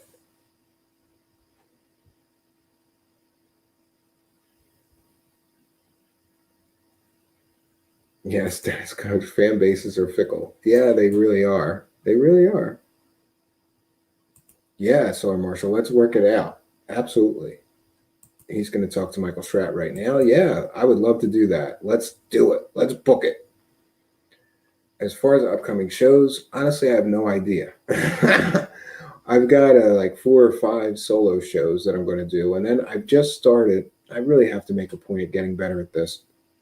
I've started reaching out to some potential guests that I think would be great for our show, but I haven't heard back from many. So we'll see where we take this thing going forward. If anyone has any suggestions for shows, I'm all ears. You guys know you can always, there's an email in the About section. It's truthseekershow@gmail.com. Truthseekershow@gmail.com. So if you have a show suggestion, like tonight's show was basically suggested by a viewer who wanted to see what my thoughts were on this particular story. Yeah, we aim to please here. And I'm down for most of the any good story I'm down to cover. So and we certainly want to do the fan service. What you guys want to see, I want to give it to you. And a lot of people have been asking me to get back into covering certain people, like Corey Good and others, and I'm not sure what we're going to do about that. I sort of checked back in, and then I was sort of reminded of why I checked out on that guy and others like him for the most part. I just don't see any value in me spending time listening to that guy talk, because there's just no value in anything that he talks about. So, covering him is simply like, let's listen to him talk. Let's say why this is bullshit.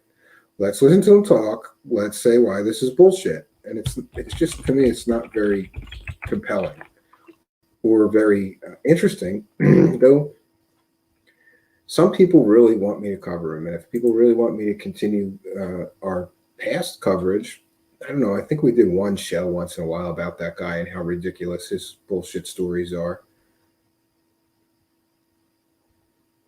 Mika Hanks would be good if you were into taking topics with a grain of salt. Oh, and Six's design posts an excellent Black programs, Michael Stratt on the UFO Chronicles. Yeah, I believe I've seen that one. PBR Street Gang, deeper dive on Dolan would be interesting. Yeah, I got a part 2, but I got to listen to like 8 more hours of Richard Dolan trying to pump up these Wilson documents with his bullshittery. And sort of unpack and debunk a lot of the bullshit stories that he's telling in order to do that part 2. It's been on my list of things to do. I promise that we'll get back to that, and hopefully sooner rather than later. Cattle mutilations might be interesting. It's on my list already, and I have a pretty good deal of research on that. Good Wilcox only needs coverage when the court dates happen, in my opinion. Yeah, I think that the judge is going to rule on those motions to dismiss in October. I think October 18th, from what I recall.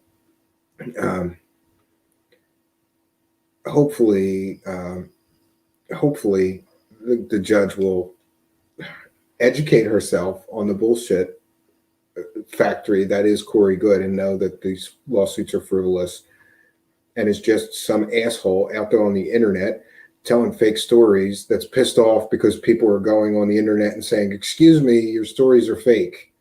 He thinks that he should be allowed to just spew bullshit stories and nobody's allowed to critique his bullshit stories. That's what most of these lawsuits are about. Well, that and him fighting over money with his former manager and writer, right? And it is what it is, friends.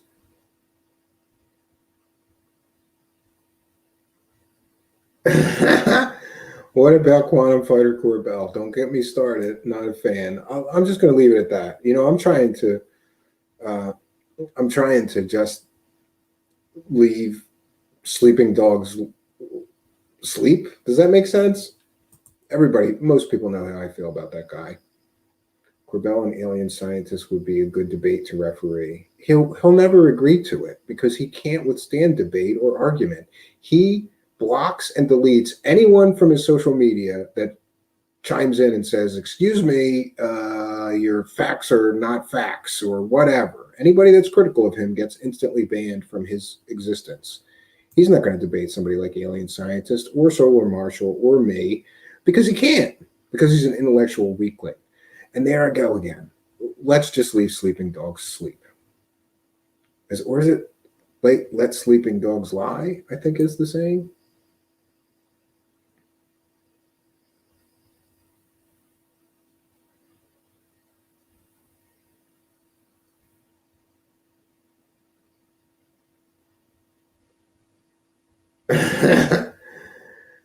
Dolan does the same thing. Agreed, Charles. I hope he loses his last one soon. Yeah, Jeremy seems to be losing his marbles these days. He wants to believe too much. Yeah. Like I said, not a fan. Let's just leave it at that. A lot of hoaxers lie constantly. It would take all week on a constant stream to cover just one day of their many lies. Yeah, that's the problem that I have.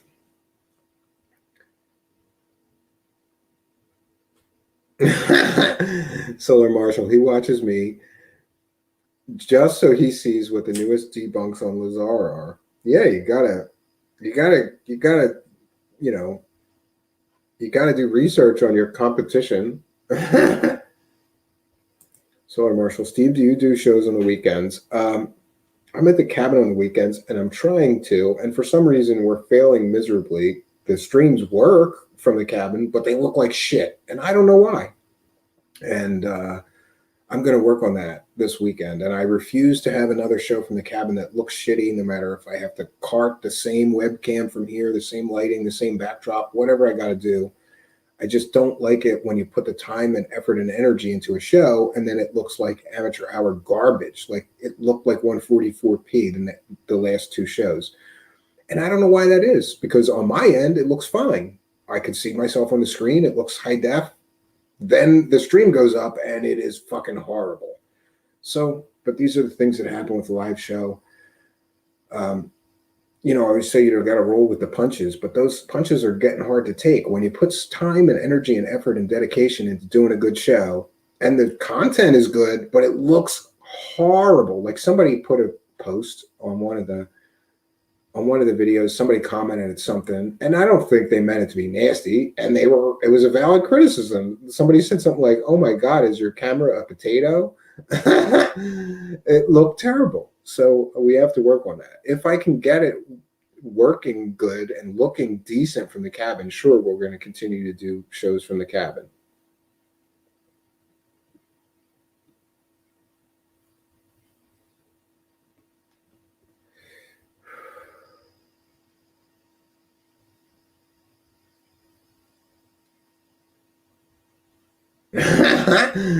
Paranormal Hit Jiggy is here, and he says CPT, and he had to educate me. I wasn't sure what that was. That, friends, is colored people time. And Jiggy, of course, is allowed to use that term. I think it would be disrespectful if I used that term for myself. But yeah, Jiggy's on CPT, colored people time. So he's way late. He's way late to the party. And friends, I just noticed that we're coming up on an hour and 45 minutes. So I think we're gonna call this one a video. We're gonna play our outro, and I got another bunch of work to do for you guys tonight in order to get the Patreon benefits to you by the end of the month. I'm going to do my very best to do that. Again, we're going to have a new Mind Hack demo and an audio journal about this month. Behind the scenes, you get that for the Patreon buck. Paranormal Jiggy, you're supposed to start at 10. Yeah, I know, but I've been starting later than that, or earlier than that if I can, so that I can do some other work before the night ends for me. And then nighttime is the best time for me to get any work done because generally my kids won't be screaming and running around and banging shit and breaking shit. And boy, today was a rough one. Just one of those rough ones. So, friends, we may return to the subject of Stargates in the near future. I've got a bunch more material that I think might be interesting to look into. I'm not sure what, what evidence can actually be found, but I'm going to try. I'm at least going to try to find some of the evidence.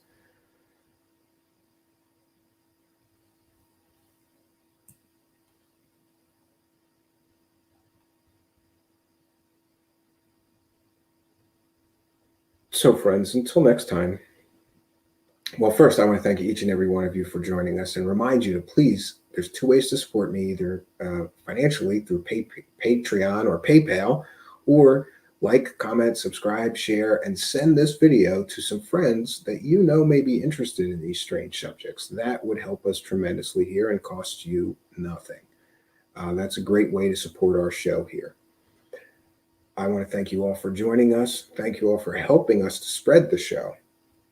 It means a lot to me that I can see you guys retweeting and resending stuff and sharing this video on your social media or, each show. Some of you guys do it every time I post a show. You share it. I really do appreciate it. And it definitely helps. So until next time, friends, my name is Stephen Campion. Good night, and God bless all of you.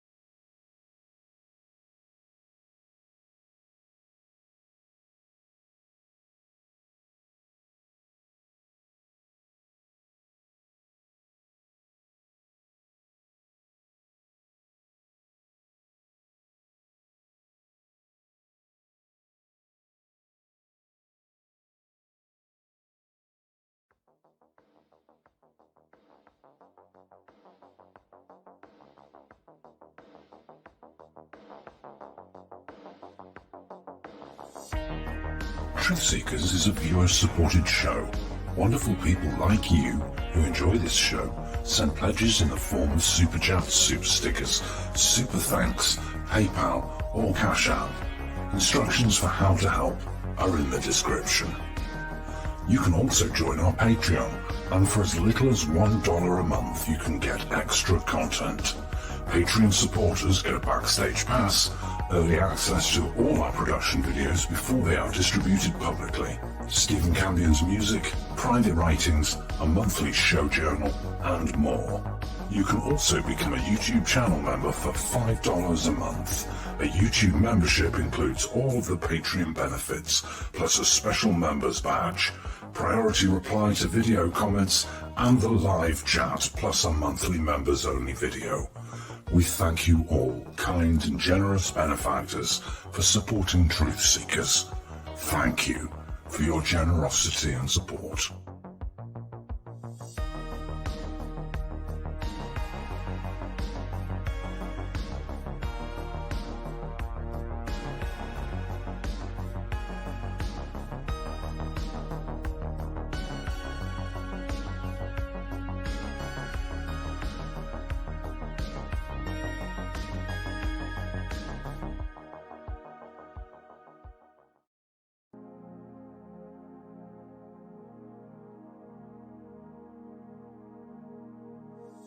Truthseekers is a viewer-supported show.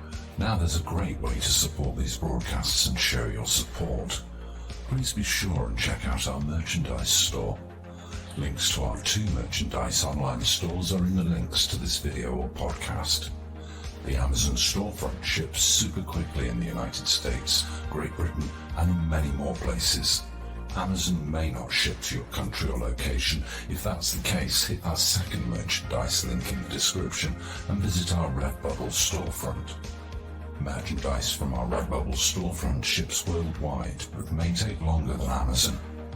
We've got a great deal of super high quality merchandise for you to choose from, including t-shirts, phone cases, sweatshirts, and even pillows.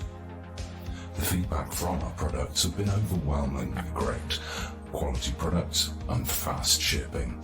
People all over the world are buying some merchandise and showing their support of the show. Praise the cash! Praise the cash! Praise the cash! We thank you all, kind and generous benefactors, who are buying some merchandise and helping us to continue this journey.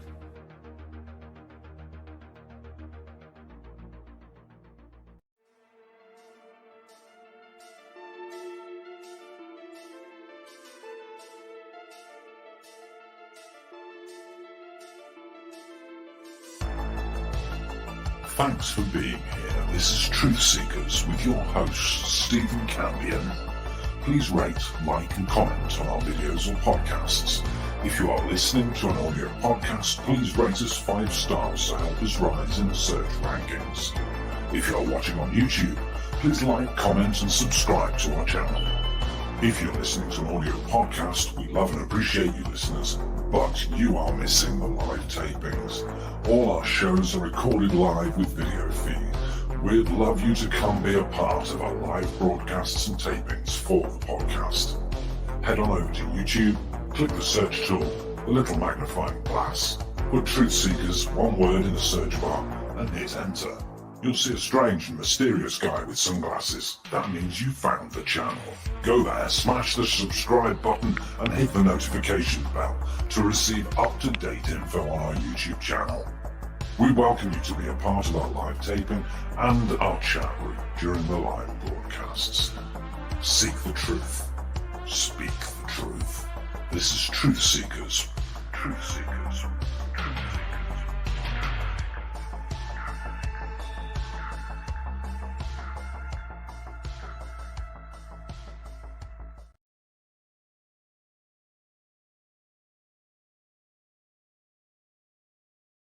Thank you.